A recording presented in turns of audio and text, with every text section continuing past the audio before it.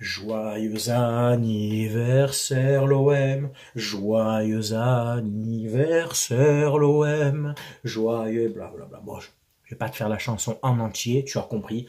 Nous fêtons les 30 ans de la victoire de l'OM en Ligue des Champions. C'était le 26 mai 93 à Munich contre le Grand Milan AC. Allez, c'est parti. Tout d'abord, tu as vu, j'ai revêtu mon plus beau maillot OM 93. Ce maillot que tu peux retrouver donc sur mon partenaire maillotgo.com. Grâce à mon code SOM dans la dernière rubrique avant le paiement, à code de réduction, tu tapes SOM, tu auras 15% de réduction sur l'ensemble de ton panier. Donc, je peux retrouver par exemple ce maillot, le maillot OM 91, le maillot OM Ligue des Champions 99-2000, le maillot des 30 ans, ici sorti par Puma, et des maillots vintage comme celui-ci, Roberto Baggio, Italia 94, et autres maillots d'équipe nationale et de club. Tu peux tout trouver sur ce site à des prix vraiment défiant toute concurrence, et la qualité, tu peux y aller, elle est excellente. Très bon rapport qualité-prix. Tous ceux qui ont commandé pourront vous le dire, ça fait plus de 2 ans que je travaille avec lui, et très important, très important, quand tu commandes sur ce site avec mon code SOM, donc tu as 15% de réduction, et en plus, lui me reverse 5% de ton panier. Moi, ces 5%, je les mets en cagnotte tout le long de l'année, et au mois de juin, c'est-à-dire là le mois prochain, je vais aux 2 associations avec qui je collabore à Marseille, les Petites Sœurs des Pauvres et Sourire à la Vie, qui est une association qui s'occupe des enfants malades, notamment atteints de cancer, et je leur reverse l'intégralité des 5% cotisés sur l'ensemble de l'année. Qui fait ça sur YouTube? Personne. Donc, c'est les 30 ans, cette fameuse date 26 mai 93, moi j'avais 11 ans à l'époque, le match passé sur TF1, c'était encore les matchs de Ligue des Champions gratuits. Alors pour resituer un petit peu le contexte, l'OM donc entame sa campagne européenne d'abord avec un 16e de finale, appelle ça des tours préliminaires ou 16e de finale comme tu veux, contre les Irlandais de Glentoran. Marseille passe facilement ce premier tour, 6 à 0, il me semble, sur l'ensemble des 2 matchs, tu me reprendras, mais il me semble que c'est ça. En 8e de finale, nous rencontrons les champions. Je précise parce que pour aller en Ligue des Champions, il fallait être champion. Il ne fallait pas être 2e, 3e ou 4e pour certains pays. Il fallait être champion. Donc nous jouons contre les champions roumains du Dynamo Bucarest. Très bonne équipe, malgré ce que peuvent penser certains. C'est sûr que maintenant on n'entend plus parler, mais dans les années 90, le football roumain était de très bon niveau. C'est une équipe qui a par exemple été quart de finaliste du mondial en 90, qui a fait un parcours honorable à la Coupe du Monde 94, et c'est l'équipe de Roumanie dans les débuts des années 90, voire après, a toujours eu des très bons joueurs de ballon. Les Popescu et j'en passe, voilà, parce que les grosses équipes en fait étaient composées quasiment d'internationaux de leur pays, puisqu'il n'y avait pas encore l'arrêt Bosman. Tout ça, je vais le développer après. Comme à l'OM, tu avais au moins 7 internationaux français. Tu n'avais pas le choix. Tu vois, avoir la meilleure équipe possible, tu avais droit qu'à 3 étrangers. Donc, tu avais plutôt intérêt à avoir les meilleurs internationaux de ton pays. Chose que les haters, par exemple, n'arrivent pas à comprendre. Milan avait les meilleurs joueurs italiens. Leeds, à l'époque, avait les meilleurs joueurs anglais. Glasgow avait les meilleurs joueurs écossais, etc. Moscou, les meilleurs joueurs russes, etc. Tu as compris. Donc, on arrive en phase de poule, je te mets la poule ici, cette poule qui fait rire beaucoup de monde, mais le problème c'est que ça fait rire que les incultes, en fait. Et les haters qui, année après année, arrivent de plus en plus nombreux dans la sphère des réseaux sociaux, les très jeunes qui en fait ne comprennent pas grand-chose au ballon, il faut le dire, et qui ont pour gourou, appelle ça comme tu veux, et qui ont pour faire de lance des youtubeurs parisiens, alors j'en cible pas un en particulier, je dis des youtubeurs parisiens, qui connaissent déjà très mal leur club et qui se permettent de parler de celui des autres, en fait, qui n'ont pas connu cette Ligue des Champions en 93. Déjà, pour certains, ils connaissent même pas leur propre club, dédicace à toi, AZ Story, tu vois, et qui vont quand même te donner des leçons de football et d'histoire, en fait. Donc, il faut savoir, dans ce groupe composé de Moscou, Bruges et Glasgow, ça peut te faire rire, mais à l'époque, par exemple, Moscou avait éliminé en 8e de finale le FC Barcelone. Ça te parle, le FC Barcelone, tenant du titre de la Ligue des Champions 92, éliminé par Moscou. Glasgow avait éliminé Leeds United. Ça te parle, Leeds United, des années début des années 90? Tu sais, ce Leeds champion avec Eric Cantona, ben voilà, éliminé par Glasgow Rangers. Ce Glasgow-là, qu'on a joué dans les années donc, 93, je mets au défi n'importe quelle équipe française de l'époque de les taper.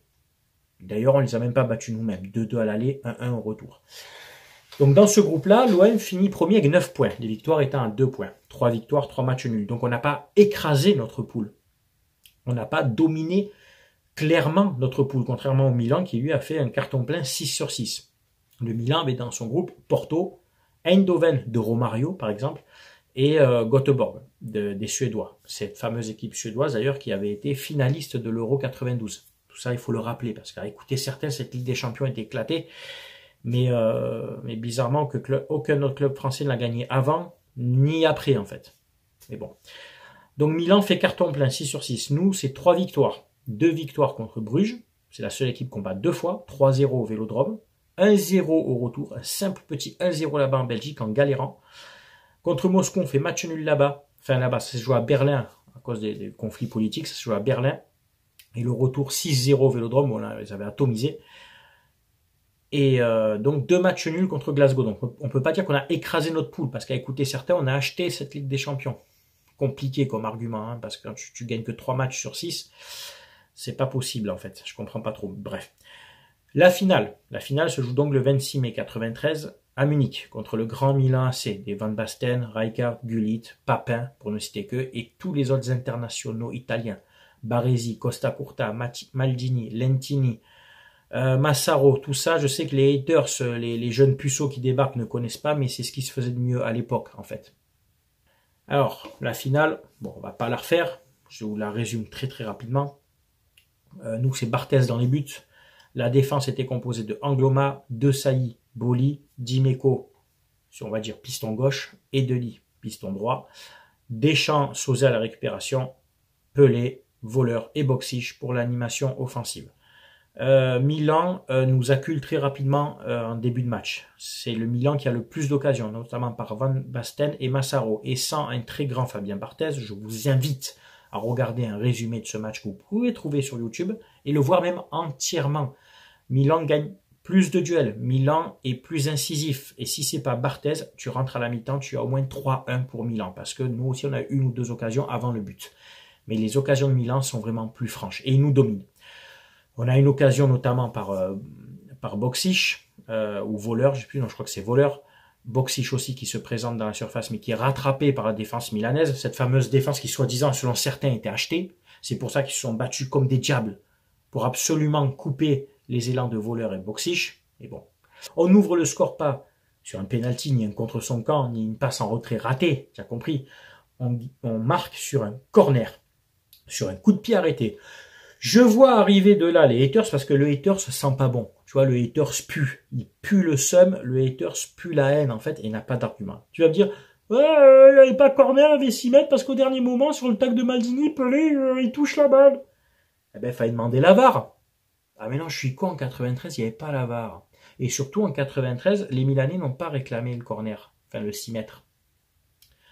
Donc corner tiré par Pelé, tête décroisée de Boli. Donc là, j'entends souvent ces haters rebondir sur ce fameux corner qu'on ne devait pas avoir. Tu sais, ça se joue à rien. Genre, on nous a donné un penalty, tu sais, on nous a fait cadeau d'un penalty, quoi. Mais si on remonte 2 ans avant, 2-3 ans avant, nous, on prend un but de la main de Vata contre Benfica. Ça te parle, ça aussi? On prend un but, mais délibéré. C'est un geste délibéré. C'est une Thierry Henry, appelle ça comme tu veux, une Maradona. Enfin, ça fait partie des plus belles mains de l'histoire du football, hein. Henry, Maradona, Vata, ce but-là nous élimine quand même. On devait aller en finale contre le Milan. Je ne te dis pas qu'on la gagne, mais on va en finale. Donc là, on prend un but de la main. Imaginez, ça serait dans le sens inverse. On aurait dit, ouais, Marseille marque un but de la main, bande de tricheurs, etc. Mais en fait, vous revenez sur l'histoire que quand elle vous arrange, en fait. C'est pour ça que je ne discute plus avec les petits puceaux de haters, et encore moins avec leurs youtubeurs de merde qui les représentent. Ils se reconnaîtront. Dont certains, quand même, soit dit en passant, parenthèse, font des vidéos aujourd'hui pour parler de notre événement, de nos 30 ans. J'ai envie de te dire, t'as rien d'autre à fêter, gros, t'as pas d'autre chose à faire, toujours à s'occuper de ce que fait l'OM. C'est maladif, en fait. Et tu peux venir sur ma chaîne et tu compteras le nombre de vidéos où je parle du PSG, hormis les classicos, bien sûr, hein, parce que là, c'est normal que j'en parle. Tu regarderas combien de fois je parle du PSG dans l'année, si c'est 1 ou 2 fois maximum. Tu peux aller sur mon Instagram, puisque j'ai que ça, j'ai pas Twitter, ni TikTok, ni toutes ces conneries. Moi, j'ai autre chose à faire, parce qu'il y en a, ce sont plus devenus des influenceurs que des supporters. Ils se reconnaîtront. Je parle quasiment jamais de Paris, mais quasiment jamais, sauf Classico et Ligue des Champions pour le petit tacle appuyé normal. Ces gens-là ont besoin de parler de l'OM tout le temps. Pourquoi? Parce qu'en fait, l'OM fait vendre. L'OM, c'est votre fonds de commerce. À vous écouter, on est un club de merde qui ne représente plus rien, mais vous parlez de nous. Expliquez-moi alors. On est un club de merde qui ne représente plus rien. Le Vieux-Port aujourd'hui était bondé de plusieurs dizaines de milliers de supporters. On est un club de merde qui ne représente plus rien. On fait guichet fermé toute la saison, bande de rageux. On va à l'extérieur, on remplit les parcages, on remplit les stades, les gens viennent voir l'OM. Avant le rachat par QSI du PSG, votre club il était loin d'être à guichet fermé et il remplissait pas les stades par exemple quand vous allez à l'extérieur. Et alors, pour Lyon et Bordeaux, encore moins. Je cite vraiment les haters, ceux qui sont toujours en train de hey, Marseillais, ici, bien sûr qu'on en joue de ça. Et encore, je suis pas le premier à en jouer. Est-ce que tu m'entends souvent dire ouais, nous on a l'étoile, à jamais les premiers? Non, c'est très très rare. Très très rare en fait. Là, je te montre l'étoile sur le mug en début de vidéo parce que voilà, c'est l'événement. Mais tu m'entends souvent dire nous? Ouais, mais nous on a la Ligue des Champions. Non, je m'en vante, j'en parle très rarement. Vous les Parisiens, vous en parlez plus que nous. Et je vais démonter un par un tous vos arguments, les haters, parce que vous nous dites ouais, mais regardez, avec cette voix de haters, Nottingham Forest, ils ont gagné avec des champions, ils en parlent pas tout le temps. Ben, forcément qu'ils en parlent pas tout le temps. Entre-temps, Liverpool l'a gagné plein de fois, Manchester l'a gagné, Chelsea l'a gagné, et j'oublie quoi, quel autre club anglais l'a gagné, mais quand en France, t'es le seul club à l'avoir gagné, forcément qu'on en parle. Forcément que ça vous fait chier. Le PSG l'aurait gagné, Monaco, Lyon, Bordeaux, et chacun l'aurait gagné une ou deux fois. Bien sûr que 93 ne représenterait plus grand-chose. Je veux dire, ça serait la première, mais si Reims l'avait gagné avant nous, Saint-Etienne, on n'aurait pas dit ça, jamais les premiers. Ça vous fait chier, mais ça changera pas. Ça sera toujours à jamais les premiers.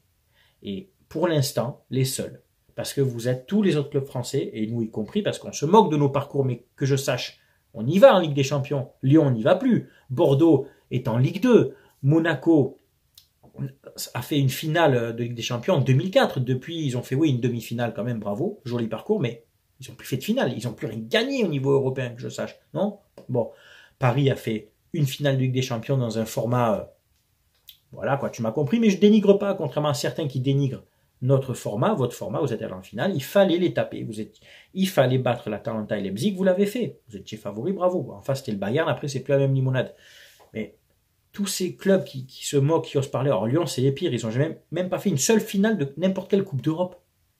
Ben, reste à ta place, on en a 5 d'avance sur toi, papa. Donc, c'est ça qui est fou, quoi. Bref,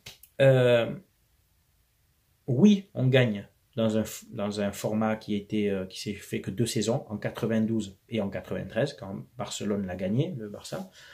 Mais ça compte, ça fait partie du palmarès dans ces cas-là.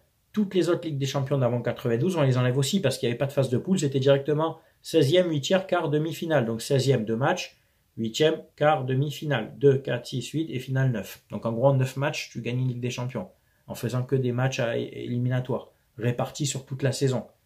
Excusez-moi, mais c'est pas plus dur qu'une phase de poule et après de jouer une finale. Je suis pas d'accord. Non, je suis désolé. On fait une finale en 91 contre l'Étoile Rouge de Belgrade, composée des meilleurs joueurs yougoslaves et d'ex-Yougoslavie, les Boban et j'en passe. Et cette année-là, on devait le gagner. On devait la gagner. Tu avais du Papin, du Waddle, du Moser, Casoni derrière, Amoros. Mais feu Goethals, s'était passé des services de Stojkovic et de Cantona. Pour une finale de Coupe d'Europe, c'est quand même assez... Enfin, tu vois, surtout Stojkovic, qui venait de l'Étoile Rouge Belgrade, qui était craint là-bas. Mais non. Pour moi, on perd cette finale à cause d'un mauvais coaching. Et un peu aussi de pas de réussite, pas de chance. Parce que Papin et Waddle ont eu les plus belles occasions. Et malheureusement, cette finale, on devait la gagner parce qu'on a dominé l'Étoile Rouge. On les a dominés de A à Z. Il y a une grosse culture de tactique aussi là-bas. Attention, je dénigre pas. Il y a une très belle équipe avec les Mihailovic et j'en passe. Il y avait vraiment une très très belle équipe. Tu peux retrouver ma vidéo, la rétrospection de la finale, de la finale, en fait, de la saison OM 91 où je parle de la finale. C'est une vidéo que j'ai fait il y a quelques temps, tu peux la retrouver sur ma chaîne. C'était une belle équipe, l'Étoile Rouge. Attention, ne minimisons pas quand même, mais on devait la gagner. Voilà, ça s'est pas fait. En 92, on se fait éliminer prématurément par le Spartak Prague en prenant 2 pénaltys. Mais là aussi, c'est pareil, on va nous dire qu'on achète les matchs. C'est pour ça qu'on prend 2 pénaltys en 91 contre le Spartak Prague. dont un qui est très très litigieux. Bref. Donc oui, je suis désolé, ça vous fait chier. L'OM gagne sur le terrain cette Ligue des Champions, parce qu'on n'achète pas le Milan de Berlusconi. Non, je suis désolé, on n'achète pas le Milan de Berlusconi, multimilliardaire. Et mon dernier argument, celui que je dis souvent, mais pour les haters, parce que j'espère qu'ils ont un minimum de cerveau, ou alors c'est qu'ils sont de mauvaise foi, expliquez-moi, je vous pose une question, vous avez 2 heures. Vous avez le temps avant d'écrire votre commentaire, posez-vous, parlez-en à votre maman pour qu'elle vous aide. Quand tu donnes une enveloppe à 2-3 joueurs de Valenciennes pour leur dire, les gars, levez le pied avant la finale, parce que OM Valenciennes se jouait avant la finale, on ne veut pas que vous nous blessiez quelques joueurs. On a une finale de Coupe d'Europe à jouer. Ça veut dire que ta finale, elle n'est pas acquise. Parce que si tu achètes déjà ta finale, tu peux te blesser des joueurs contre Valenciennes. Tu vois ce que je veux dire? Quel intérêt d'aller soudoyer des joueurs de Valenciennes si tu sais que ta finale, elle est achetée d'avance? Alors, tu vas me dire, oui, mais de payer OM Valenciennes, enfin les joueurs de Valenciennes avant la finale, oui, ben oui, on a été condamné, que je sache, il me semble que l'OM a été sévèrement puni. Retrait du titre, malgré que ça changeait pas grand-chose, hein, parce qu'on était quand même champion avec les points. Interdiction de jouer la Super Coupe d'Europe et la Coupe intercontinentale, mais attention, ça c'était des interdictions décernées par l'UEFA sur demande de la Ligue, parce qu'on nous a pas retiré le titre de 93. Il y a 2 poids, 2 mesures, il faut bien comprendre. On a été sanctionné de jouer la Super Coupe d'Europe et la Coupe intercontinentale contre Sao Paulo, je crois, sur demande de la Ligue. Et on a été rétrogradé en Ligue 2. Ça fait beaucoup. Ça fait beaucoup pour, oui, de la corruption, mettons le mot, enfin, sur de l'achat de 2-3 joueurs pour leur demander de lever le pied. Le Milan, eux, avaient demandé à leur fédération de décaler un match avant la finale. Leur fédération a accepté parce que là-bas, on encourage les clubs à gagner. En France, on nous a refusé de décaler le match Valenciennes-OM. Voilà ce que c'est. Alors je dis pas, c'est pas à cause de la fédération, mais peut-être que si la fédération avait accepté de décaler le match, on n'en serait pas là aujourd'hui. L'OM aurait été champion de France sur le papier officiel, aurait joué la Super Coupe d'Europe, gagné ou pas, je sais pas, la Coupe intercontinentale contre Sao Paulo, c'est un super match, gagné ou pas. On serait resté en Ligue 1, l'OM aurait perduré. Le temps encore quelques années sûrement avant que peut-être M. Tapie vende le club ou quoi, j'en sais rien. Mais il y a eu aussi une pression politique parce que M. Tapie gênait. Il gênait en politique et c'était la cible facile. En s'appuyant sur ça, de le faire tomber à tous les niveaux, sportivement, financièrement, politiquement. Voilà. Mais tout ça, c'est pour vous, les petits haters de merde qui écoutez vos youtubeurs éclatés au possible. Tout ça, vous pouvez pas le comprendre. C'est des choses qui vous dépassent parce que vous n'avez pas de culture. Autant que vos youtubeurs, vous n'avez pas de culture. Vous parlez sans savoir, vous n'avez jamais vu ces matchs de 93. Voilà. Et vous êtes toujours là, votre étoile, va te faire enculer, j'ai envie de te dire. Mais avec le plus grand des respects, va te faire enculer, en fait. Celui qui est pas content, c'est la même. Et je lui dis en face. Hein, voilà. Donc écoutez, moi après je suis pas du genre à vivre sur le passé. Tu vois bien que j'en parle pas souvent de cette Coupe d'Europe. Il faut que ça reste dans les mémoires des jeunes supporters qui arrivent. C'est un devoir de mémoire de nous les anciens de leur faire partager ça, mais ça suffit pas. Il faut s'appuyer sur ce qui a été fait dans les années 90, en termes de jeu, en termes de ce qu'était l'OM en France et en Europe, pour essayer de, entre guillemets, se rapprocher un petit peu de ça aujourd'hui et redevenir au moins le grand club français qu'on était. On est toujours un grand club français, je me reprends, mais on ne domine pas notre championnat, et encore moins l'Europe. Donc il faut s'appuyer sur ce qu'a été l'OM pendant 5-6 ans.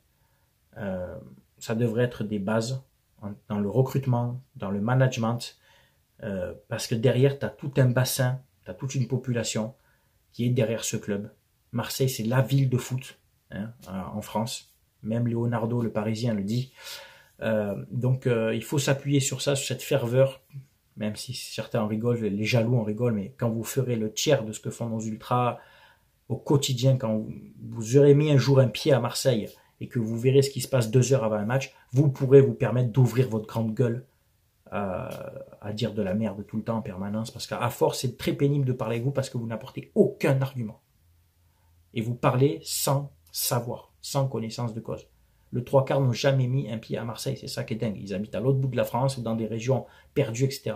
Ils connaissent Marseille que parce qu'ils sont passés un jour en train ou en allant à la plage, et ça donne un avis, quoi. C'est incroyable. Ça connaît même pas bien son club, ça va même pas dans son propre stade, et ça donne un avis sur le mouvement ultra-marseillais, quoi. J'ai envie de te dire, mais ferme bien ta gueule, quoi. Mais copieusement, quoi. Et si j'ai l'opportunité un jour de croiser ces gens et de leur dire en face, je ne me gênerai pas. Parce que Internet, c'est une chose, mais dire en face les choses, c'en est une autre. Et après, en face, en général, ça bégaye. Bref, ça, c'est un autre débat. Écoutez, c'est tout. Voilà pour cette vidéo. Je t'ai fait la rétrospective de cette Ligue des Champions 93, comment elle s'est passée, comment on l'a gagnée, d'accord, et tout ce qu'il y a eu autour, tout ce qui a gravité autour. Moi, je suis pour qu'on garde ça dans un coin de la tête. Il y a un devoir de mémoire, comme je t'ai dit, mais il faut avancer. Voilà. Maintenant, comme l'a dit Dimeco, il faut avancer, il faut avoir plus d'ambition. Heureusement qu'on a Thibaut Vézirian et ses Saoudiens qui sont là en sous-marin, qui gèrent le club, bien entendu, hein, selon Thibaut Vézirian. On attend toujours son communiqué, hein, ça va faire plus de 2 ans que le communiqué est en relecture. Il dira encore que ouais, mais t'as pas suivi mon enquête, ton enquête, mets-toi là dans le cul, tu es un imposteur. Moi je le dis en vidéo en face, tu es un imposteur, gros. Voilà. Je suis le seul à le dire d'ailleurs, hein. Je suis le seul publiquement à le dire, depuis le début. Voilà. Écoutez, c'est tout pour cette vidéo. J'espère qu'elle vous a plu. C'est bien entendu à toi de commenter, de donner ton avis. Si tu es supporter de l'OM ou d'une autre équipe, tu sais qu'également on respecte toujours les avis de chacun si toi-même tu es respectueux dans tes commentaires. Voilà. C'était Steve, supporter of Marseille. Bon anniversaire à tous les supporters marseillais, au club, à la ville. On se dit à très bientôt. Ciao, ciao tout le monde.